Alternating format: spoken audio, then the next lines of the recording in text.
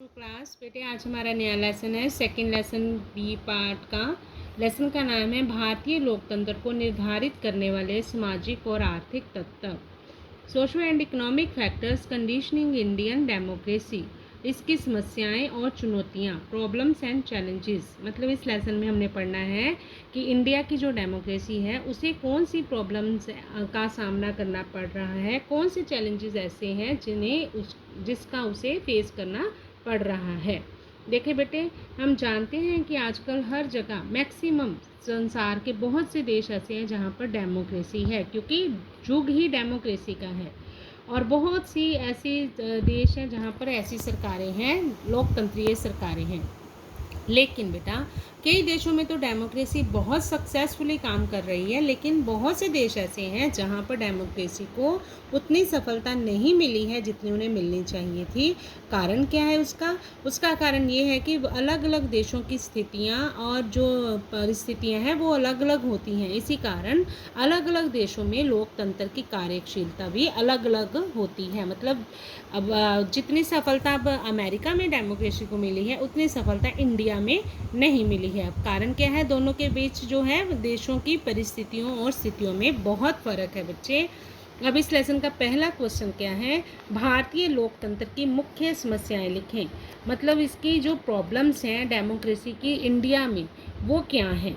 और ये क्वेश्चन दो तरह से आ सकता है बेटा, आपको ऐसे भी आ सकता है, भारत में लोकतंत्र को प्रभावित करने वाले सामाजिक और आर्थिक तत्व लिखें।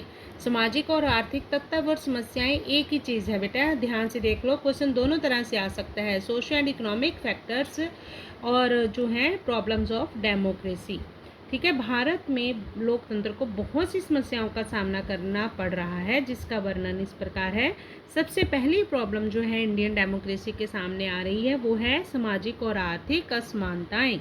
असमानताएं मतलब इनइक्वालिटीज़, कौन कौन सी, एक सोशल और एक है इकोनॉमिक। सोशल मतलब होता है कि समाज में रहने वाले सभी व्यक्तियों को एक समान ना समझा जाए, तो वो हो गई सामाजिक असमानता। और आर्थिक असमानता कि समाज में रहने वाले व्यक्ति कुछ तो बहुत अमीर हैं तो कुछ बहुत गरीब हैं, तो वो है आर्थिक असमानता। यही कारण है जो डेमोक्रेसी को इतना सक्सेसफुली इंडिया में नहीं चल रही है डेमोक्रेसी। लोकतंत्र की सफलता के लिए जरूरी है बेटे कि समाज में आर्थिक समानता भी हो और आर्थिक भी और सामाजिक भी। लेकिन भारत में दोनों नहीं है। क्यों है, क्यों देखे बेटे, आज भी भारत में नागरिकों के साथ उनकी जाति, धर्म, रंग, नस्ल के आधार पर भेदभाव किए जाते हैं, उन्हें एक समान नहीं समझा जाता।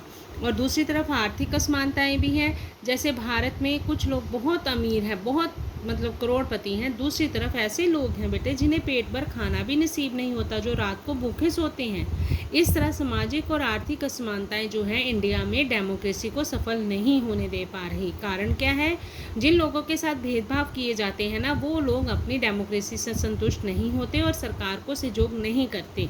सेकंड है बेटे इसका पॉइंट, जो प्रॉब्लम है वो है निर्धनता, मतलब गरीबी, पॉवर्टी। गरीबी भी भारत की बहुत सी समस्याओं की जड़ है। कारण क्या है उसका, कि गरीब व्यक्ति ना तो अच्छा नागरिक बन सकता है, ना ही राजनीतिक गतिविधियों में भाग लेता है। हर समय वो किस चिंता में पड़ा रहता है, रोटी, कपड़ा, मकान। वो भाग्यवादी बन जाता है, मतलब काम करना नहीं चाहता वो कोई भी, वो कहता है जो हमारे भाग्य में होगा वो हमें मिल जाएगा। जबकि हमारी सरकार गरीबी दूर करने के लिए बहुत यत्नशील है, लेकिन फिर भी आज इंडिया में 32% लोग हैं जो गरीबी की रेखा के नीचे जीवन जी रहे हैं। और जो डेमोक्रेसी के लिए बहुत बड़ा खतरा है, निर्धनता, पॉवर्टी, अनपढ़ता,